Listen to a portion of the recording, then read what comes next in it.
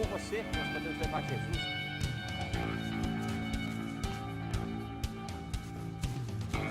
Invista neste canal. Invista em um mundo melhor.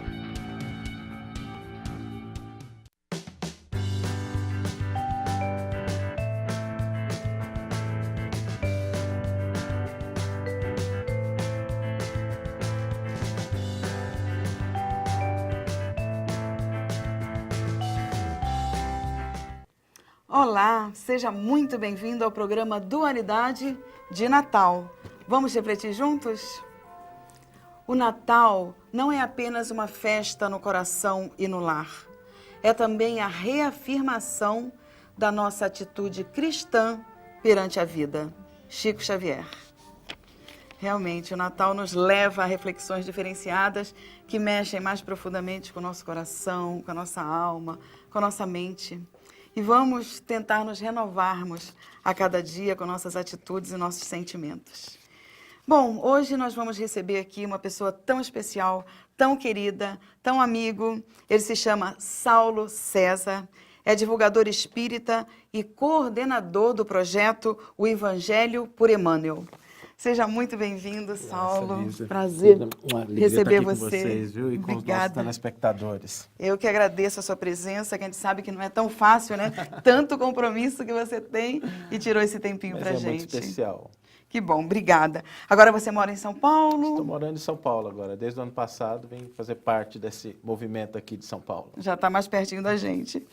Deixa eu te perguntar, você curte o Natal? Muito, muito. Acho que é uma festa muito bonita, é um momento em que a gente parece que altera os nossos sentimentos, que as pessoas ficam mais fraternas. A gente percebe isso no clima, na vibração das pessoas. É uma época muito especial. Nos enfeites das casas, das ruas Nas diminuíram luzes. um pouquinho, né? Acho que um pouquinho, dependendo do lugar, mas ainda tem lugar que tem uma tradição muito grande, né, de enfeitar as ruas. Eu acho isso bonito, né? As pessoas vão se Fica alegrando alegre, mais. né? Fica alegre.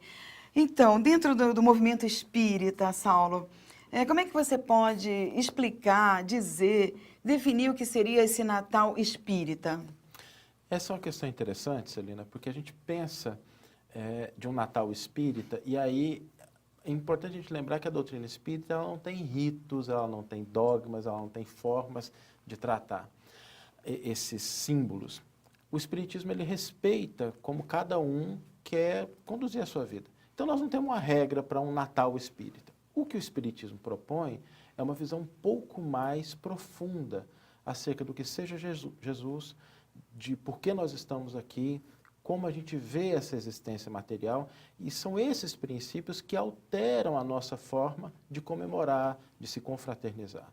Então, quando a gente reconhece Jesus como nosso guia e modelo, quando a gente entende que a nossa vida, enquanto encarnados, é para que nós nos aperfeiçoemos, quando a gente entende o sentido da caridade como sendo aquilo que Kardec definiu como fora da caridade não há salvação, eu acho que isso é a base que faz com que a gente, seja numa comemoração de família, seja no trabalho, seja no evento público, a gente olhe de uma forma diferente. Mas o Espiritismo ele não tem regras, não tem dogmas, é uma doutrina que respeita a consciência de cada um. E aquele, Saulo, que não consegue ter uma mesa farta, a gente sabe que hoje em dia muita gente desempregado, né? Um Natal, às vezes, é um pouco triste para uma família, para outra. Então, lotar a mesa de comilanças, de coisas desse tipo, que antigamente parece até que era uma obrigação, não é tanto hoje em dia. Eu acho que a gente vive um momento em que a gente começa a se conscientizar um pouco mais de que nós estamos aqui usando recursos do mundo, que são temporários, e que a gente tem uma responsabilidade por isso. Então, eu percebo hoje em dia que, apesar de a gente ter, sim, alguns exageros, a gente já começa a ter uma certa consciência em relação ao que nós vamos usar para nós e o que a gente deve compartilhar com a sociedade. Então, eu percebo isso de uns tempos para cá, que as pessoas são mais conscientes na forma de usar as coisas materiais. Então, eu acho que o Natal ele tem começado a se alterar. Por exemplo, na empresa onde eu trabalho, é muito comum a gente fazer no final de ano, um conjunto de pessoas se reúnem para levar presentes para as crianças que às vezes estão em situação de risco, para levar alimentação para as famílias. Então, eu acho que essa consciência ela vem ganhando mais espaço. em relação ao que era antigamente. Você acha que as pessoas estão se preocupando mais com o outro que não tem? Eu acho que, apesar de que muitas vezes as pessoas não percebem isso, porque, infelizmente, na nossa mídia, tirando a TV Mundo Maior aqui, que é um caso especial, a mídia às vezes dá muita ênfase aos aspectos negativos Vai da para o sociedade. consumismo demais também, Exato. né? A gente começa a perceber que existem muitas ações fraternas de caridade que, infelizmente, ainda não ganharam espaço, Exatamente. mas que estão crescendo. A gente precisa ter esse olhar para achar isso e a gente vai perceber realmente que o mundo está melhorando, sem dúvida alguma. Com certeza. E o progresso é lei, né? É lei. Não tem como. Às vezes não parecendo... Esse é um princípio da doutrina. às vezes não parecendo que está melhorando, mas está. Às vezes aquela sacudida é para o ser humano realmente se modificar, sair do comodismo. É isso. A vida precisa de movimento, né, Saulo?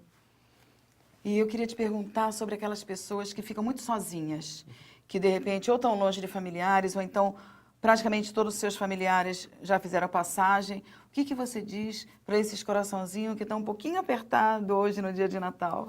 Eu acho que para esses em especial, a doutrina espírita tem uma mensagem muito bonita.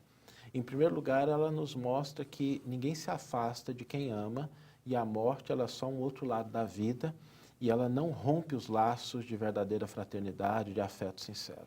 Então, a primeira mensagem é essa. As pessoas que estão do outro lado da vida continuam ao nosso lado, estão conosco, compartilham conosco das mesmas vibrações e se a gente se propuser a fazer uma oração, um momento de recolhimento, a gente vai perceber a presença dessas pessoas. O outro aspecto que eu acho que a doutrina nos convoca a pensar é que a solidão, ela não é só um resultado das pessoas que não estão convivendo comigo, mas muitas vezes de eu me afastar do mundo. Então, uma das melhores maneiras da gente combater a solidão é que nós irmos ao encontro de quem necessita. Exatamente. A gente ir ao encontro de quem precisa, às vezes, de uma palavra amiga, de um momento de atenção.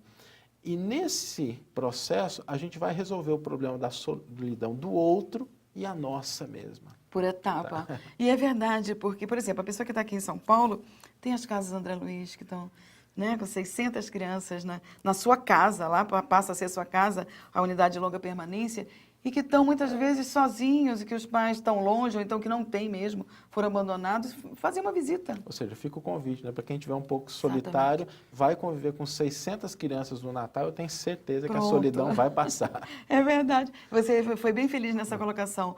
E quantas vezes as pessoas se sentem solitários, estando no meio de tanta gente, estando na rua, estando no meio de familiares. Então, é alguma coisa mais interna, né, Saulo? Eu acho. A nossa vida no mundo moderno, ela requisita muito a nossa atenção, tem muitas coisas que a gente tem que fazer, e às vezes é difícil a gente estabelecer conexões efetivas com quem está ao nosso lado.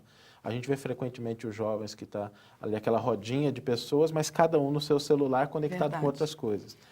Mas a partir do momento que a gente entende que os relacionamentos são importantes, que a gente tem possibilidade de se conectar, que a gente levanta um pouco os olhos do próprio egoísmo e começa a olhar o outro, eu acho que a gente vence essa barreira e vence esse sentimento tão ruim que é a solidão nos nossos dias.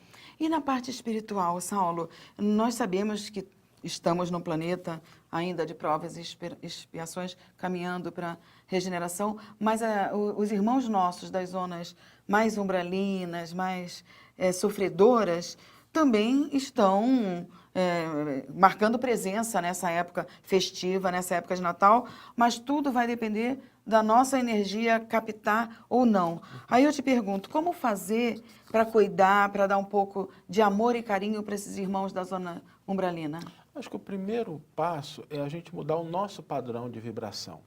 Porque a partir do momento que a gente emite pensamentos de paz, de fraternidade, de alegria, de fé, de confiança, isso representa um contrapeso à situação que muitos desses irmãos desencarnados se encontram. Então, essa alteração nossa, ela já ajuda.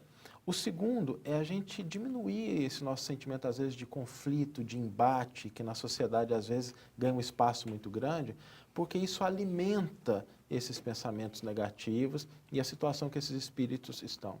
Em terceiro, eu acho que a gente nunca deve esquecer da oração. A oração que é um bálsamo renovador para qualquer um que recebe essas vibrações. A gente já tem pesquisas na atualidade que, mesmo fora do ambiente religioso, reconhecem o valor do pensamento, da oração. A gente usar esse instrumento que a gente tem para levar um pouco de conforto, de paz em qualquer lugar do universo, né? Sim, porque esses irmãos que estão sofrendo, eles também precisam do nosso carinho, precisam da nossa oração, porque a gente não sabe qual vai ser a nossa situação após o desencarne. Então, às vezes, a gente está até repelindo, achando, nossa, essa entidade está vindo prejudicando, e muitas vezes está pedindo socorro, não é? Eu acho que isso tem muito a ver com o espírito do Natal, em que a gente lembra o nascimento de Jesus, né? E o que foi Jesus, senão o grande médico dos doentes, né? Ele mesmo disse, eu não vim para os sãos, eu vim para os que têm problema. Então, a gente não pode esquecer dessa parte do cristianismo, do espiritismo, que se dedica a esses doentes. É muito fácil a gente, às vezes, preocupar com o doente do corpo, porque aquilo é visível. Mas as doenças da alma devem ter tanta atenção quanto as doenças do corpo. Quando a gente pensa nesses espíritos, vamos pensar neles como doentes da alma e como Jesus os estaria acolhendo e a gente oferecer as nossas mãos, as nossas vibrações, nosso coração, para servir de instrumento do Mestre. Muito importante, porque muitas vezes somos nós que estamos obsediando o outro e até o desencarnado, né? Exato, com as nossas vibrações, né, com os nossos pensamentos. Com os nossos pensamentos, tá certo. Nós estamos encerrando esse primeiro bloco com o nosso querido Saulo aqui e vamos para um rápido intervalo, já voltamos, fique conosco.